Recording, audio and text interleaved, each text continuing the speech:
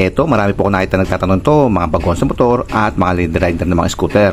So tinatanong nila kung normal daw po ba na umiikot yung panghuli gulong pag nakasenta stand at tumatakbo na kaminor yung kanilang scooter. Gawin po natin ay pagsabay-sabayin po natin na patakbuhin po natin yung ating scooter na nakasenta stand at nakaminor lamang. So meron po akong 3 scooter at kukuha pa po ako ng ibang scooter na galing po sa mga nagtatanong.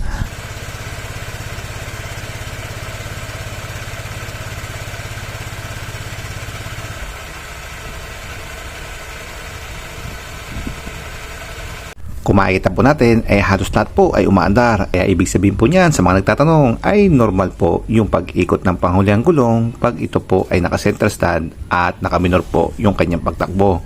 At ganun-ganun lang po dapat kabilis. Kumbaga medyo mabagal lang. Dahil po yan sa ating CVT. Pag under po nitong ating motor ay iikot po yung ating sigunyal at yung sigunyal po ay paikutin niya rin po yung ating pulley. So yung pulley po ay nakakonekta po sa ating belt ay iikot din po yun. Then yung belt po ay nakakonekta po yung ating torque drive at iikot din po yun. So transmit lang po ng power sa ating torque drive, itong clutch assembly ang isa po sa mga parts niya. So magkahiwalay po itong dalawa na to, itong clutch assembly at itong ating bell.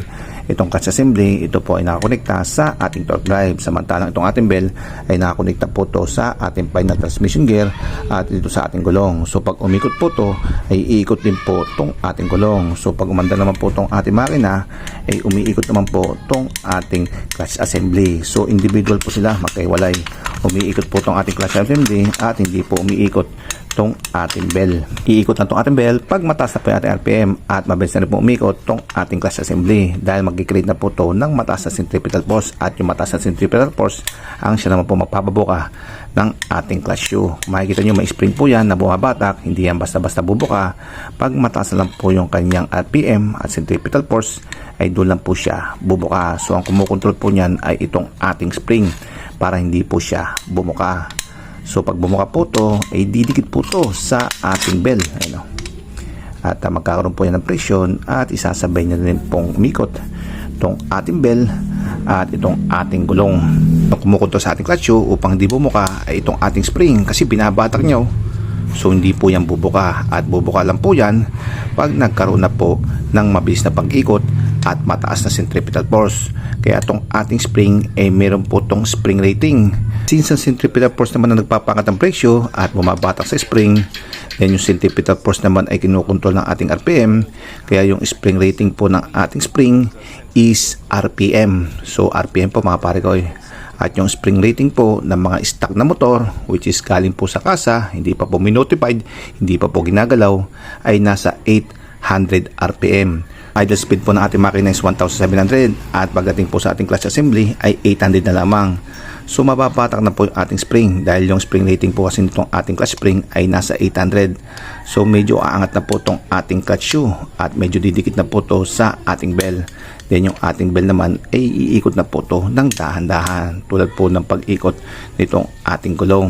So normal po na umiikot itong ating gulong pag naka-center stand at naka-idle speed po itong ating motor dahil po yan dito sa ating spring na stock 800 RPM.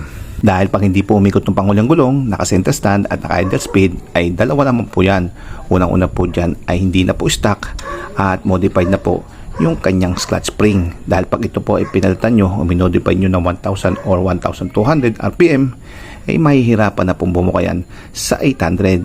So mangyayari, hindi po yan bubuka itong inyong clutch shoe at hindi po iikot tong inyong bell.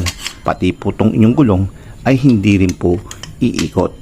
Pangalawa, hindi masyado naka-freewheel yung gulong dahil nakakapit yung preno, lalo na po sa mga naka-disc brake tulad po ng PCX natin. Ayan, hindi po umiikot yung gulong dahil medyo kapit po yung kanyang disc brake. Kung itong gulong nyo po hindi na mapigilan sa pag-ikot at pag binaba nyo po sa center stand ay kusa na po siyang umaandar, nakala mo may sariling buhay, ay baka may problema na po ang inyong clutch spring at ito po ay masyado malambot na. Sa sobrang lambot niya ay masyado po dumidikit itong inyong clutch shoe sa inyong bell. Then pangalawa po ay posibleng putol na po to. Kaya yun, lagi na po siyang nakadikit at wala na po siyang return. So pag ganyan mga pare ko ay palit clutch spring na po ang solusyon sa inyong problema. So ayan mga pare ko, normal po na umiikot po itong panghuli natin gulong pag naka-center stand at naka-idle speed po itong ating motor. Basta po stock.